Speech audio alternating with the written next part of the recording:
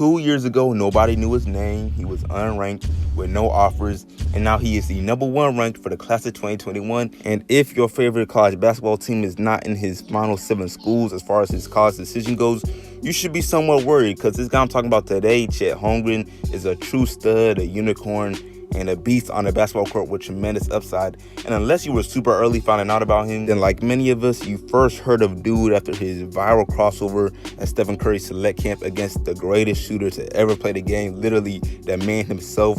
Pretty impressive stuff. A double behind the back into the command and finish at the rim. And yeah, Curry is not known for his defense, but you gotta give Chet his credit.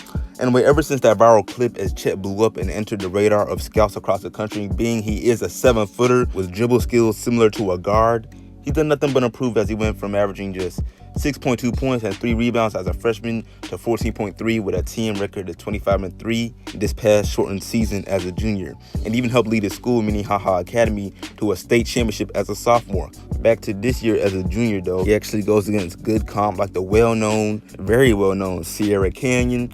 So yeah, he's a pretty big deal, and he could honestly go without college hoops, even though he plans to pursue it this year.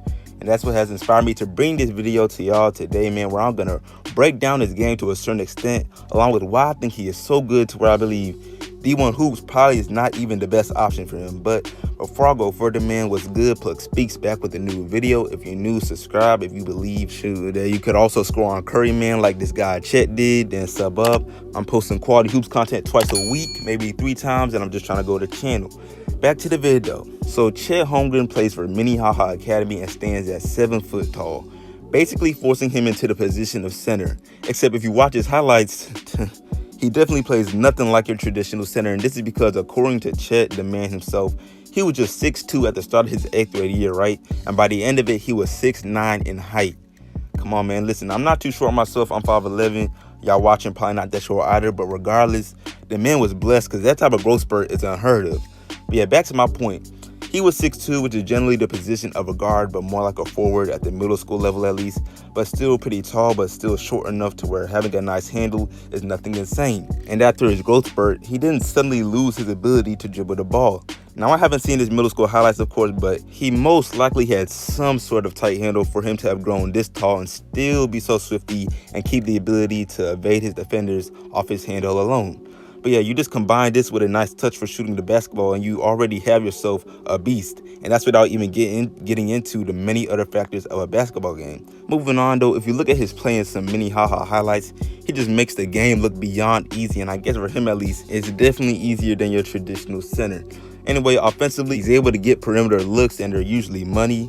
And whether it's contested or not, and with the height of most high school players, you could probably put a hand up and it's probably still open for him. But yeah, the dunks out of lobs are there, of course. His finishes off of drives are there with up and unders, floaters, I mean, you name it. Even though he's not very quick or explosive, the guy is a 7-foot junior. His height clearly makes up for it. He's just always a threat scoring-wise. Now, as far as playmaking goes, it's very rare someone at his height is all that good at passing the ball, but I'd say he's decent for a 7-footer, you know, just being conscious of where his teammates are at on the floor, reading the defense nicely, and even making a clever pass from time to time, maybe even a lob. Altogether, his playmaking is nothing too special, but overall offensively, he's beyond valid. Anyway, as far as the defense goes, he does pretty much what you would expect of a whole 7-footer that is in high school. He blocks a ton of shots. I mentioned he played Sierra Canyon earlier in the vid. In that game alone, he had 12 blocks. I mean, take it from the guy himself, he jumps for everything. He's like, it's just one play, it doesn't really matter. And like, I have the same mindset, because as somebody who jumps with everybody and everything, like, I've gotten dunked on my fair share of times, and like, it's the same mindset. You just can't worry about it next play, basically. And that's pretty respectable. But yeah, I've yet to get into his perimeter defense, and it's not his strong suit really to defend a guard on the perimeter trying to break him down for an open look off a jumper or an athletic drive. I mean, it's just pretty uncommon for bigs to do this well, and the same applies to Chet, because you'll rarely see in his highlights of him clamping somebody at the 3-point line, meaning that when he is forced to play perimeter defense off a switch or something like that, it usually does not end in his favor. But for defense as a whole, I still believe him to be very valid on this side as well. Moving on, though, I am going to try and touch on a couple of his weaknesses on both sides of the floor, whether it be right now or what I see happening in the future before I get into my main point made in the title. And offensively, it's clear that he'll need to put on a good amount of weight. Can't just be out here 7 foot and 190 pounds. That just sounds too fragile and looks like it as well. I mean, this is not a comparison vid, but another unicorn at the high school level just a year under him is Imani Bates, who stands at 6'9" and is still 20 more pounds than him at 210. And I know this statement is made about young talents all the time, but as he goes to higher levels, his defenders will be bigger and stronger. It's just a fact. Also, offensively, his post game looks pretty limited, and I know his play style at times may resemble a guard with his shot creation and stuff, but he is still 7 foot at the end of the day. Now, don't get it twisted. I'm not saying become a traditional center at all. His uniqueness is why I'm even making a video on him. But he will need to expand his post game to some extent. So yeah, that's offense. And as far as defense goes, just thinking about it and how he could possibly struggle, it kind of just emphasizes the need for weight gain when he reaches the league or even sooner, college, where his competitors are similar in height and are going to try to body him. Being 190 pounds will most definitely get him bullied. Anyway, that's a cool breakdown on his game. Could go even further in depth, but my main points have been made. And if you keep up with Chet, a lot of this you probably already knew. But anyway, for my main point, right, claiming he does not need D1 hoops, but will still dominate it, even with all the weaknesses I mentioned.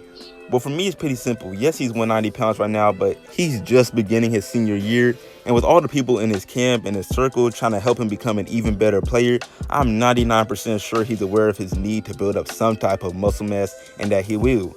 Not to mention, I did say higher levels will bully him, but that's the NBA. The college level is not even that physical. They call fouls on poorly sold flops.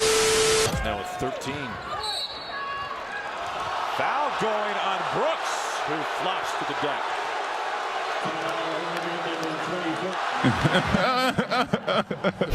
Like, come on now. And as far as everything goes offensively, he's dangerous right now and will continue to be as long as the system or program of whichever college he chooses does not sell him or fit him poorly, which I really hope does not happen because he just got so much potential. I don't know about y'all, but it's just something about these unicorns in basketball, bro. It's fun watching them play. Again, though, before I go ahead and end this video off, you could say that with all the weaknesses I mentioned, me claiming he does not need D1 basketball at all as if it wouldn't help prepare him for the final destination being the NBA is ridiculous. And actually, you are correct. You're right. It would for sure help him, but not as much as the G League Pro Pathway route would. And that's exactly what I'm getting at when I say he should go without D1 hoops. Even though the chances are pretty low, being that he was underrated for years and playing for a top D1 school like the ones offering him now, or was probably a dream of his for a long time coming.